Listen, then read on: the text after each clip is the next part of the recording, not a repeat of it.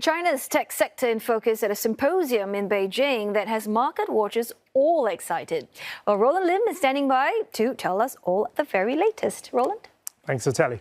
Our Chinese President Xi Jinping has hosted a rare meeting with the country's top business leaders, including some of the biggest names in tech. The symposium is seen as an effort to boost private business sentiment as China faces an intensifying trade war with the US on top of slowing economic growth. Mr. Xi reportedly delivered a speech urging company chiefs to expand their businesses domestically and internationally. Alibaba co-founder Jack Ma was there, as well as the founder of DeepSeek and the CEOs of Meituan, Xiaomi and Huawei. And for more, we're joined by CNA's very own Deborah Wong and Liao Minjiong, who is senior economist and head of TS Lombard Asia Pacific. Thanks to both of you for joining us live from Hong Kong. Deborah, let's start with you. Why is this meeting so important to China's economy? Well, I think it first signifies, that China's priority to boost private business sentiment is really important here. That's important because the private sector contributes to over 60% of China's economic output and about 80% of urban employment. So the idea is that if they throw their weight behind the private sector, it does raise investor confidence and in turn would boost consumption, which is what China has been trying to do for some time now. Now, we don't have the details on what transpired during the meeting, but analysts are saying that this meeting signals a major cost correction for the private sector because it has been for years now affected by a lot of regulatory restrictions. Now, the focus on tech is also quite important here because, China is banking on it to be a growth engine, given that the trade war has caused some volatility with its export growth. Now, President Xi's meeting with the tech leaders, it does confirm that the government fully supports the tech sector. And, it also acknowledges that China needs them in the ongoing tech rivalry with the US. This also shows that the support is in line with China's push to be self-reliant in the tech sector and, eventually future-proof China's technology growth in the long term. Minjiong, Jack Ma is in attendance at the meeting. He is China's most famous tech entrepreneur. It's been 4 years since he's been out in the political wilderness for him. What's your reading then of China's tech ambitions with his appearance?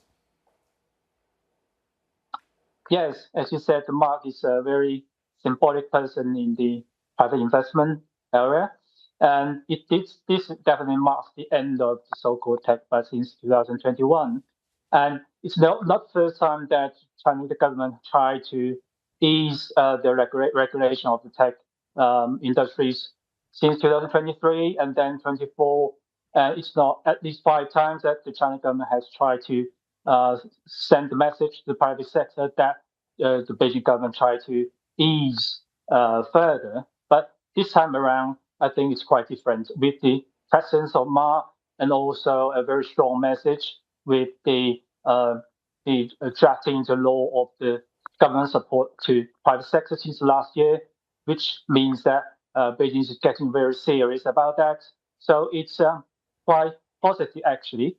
And overall, as the meeting is quite the private companies represented in the meeting. Means a lot for non-tech companies, and it means that the Chinese government is further towards private sector, including smaller companies. Deborah, I want to turn to U.S.-China trade tensions. Given U.S. export controls in place for Chinese tech products, is China's focus on tech now a double-edged sword? Well, there's always going to be a dual use for tech. So using tech as a growth engine will no doubt present some challenges for China in the long term. Externally, we know that it will be leaving China more vulnerable to higher tariffs or even more export controls by the US, especially with the ongoing trade war. And we've already seen how DeepSeek, has rattled the world. On the U.S. side, we understand that U.S. has proposed a bill to ban imports of AI tech and IP developed in China, and it's also looking at banning exports of U.S. AI tech to China. Meanwhile, just today, South Korea just suspended the download of DeepSeek over privacy concerns. So that's all happening on the external front. And domestically, the emergence of tech, the reliance of tech is going to inevitably restructure China's economy, although it will be presenting more career opportunities. But we're also looking at the potential trend of manpower displacement, especially among people who've been employed by traditional industries for a very long time, say in manufacturing, agriculture, or even textiles. So the question is, how fast can China restructure or train this segment of the population? Because, eventually it still wants to keep its unemployment rate down because it will affect consumption. Min Xiong, a question for you. Given this meeting, that just transpired, how are investors reacting to this? And do you see any resurgence in confidence? Yes, I heard on the ground many chatting about who sit where in the meeting. A lot of discussion around that.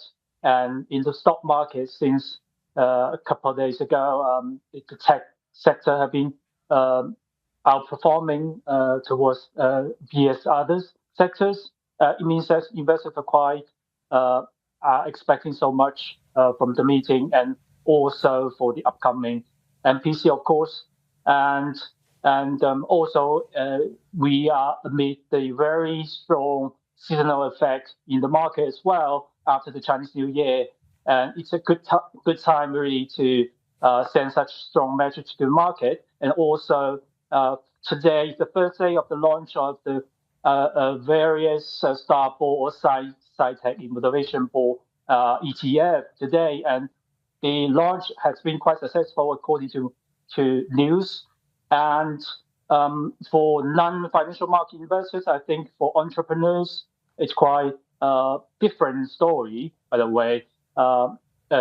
This is quite big. For example, just now I mentioned that it's not the first time the government has sent such kind of message to the private sector, and entrepreneur might prefer to wait and see, I think. Apart from the sentiment lift, China's latest tech star, DeepSeek founder Liang Wenfeng was at the meeting. How big of a lift can the AI platform give Chinese markets, which already is essentially in a bull run with tech stocks at the moment? Thanks for the question. Yes, I think it's for short term quite good for the market.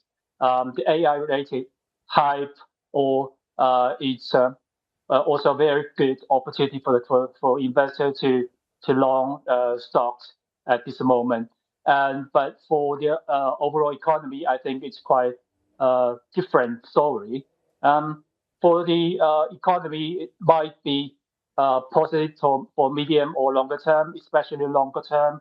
But for the short term, I think other factors matter more for the short term economic targets. Min Xiong, thank you very much. That was CNA's Deborah Wong and Liao Min Xiong, who is Senior Economist and Head of TS Lombard Asia Pacific.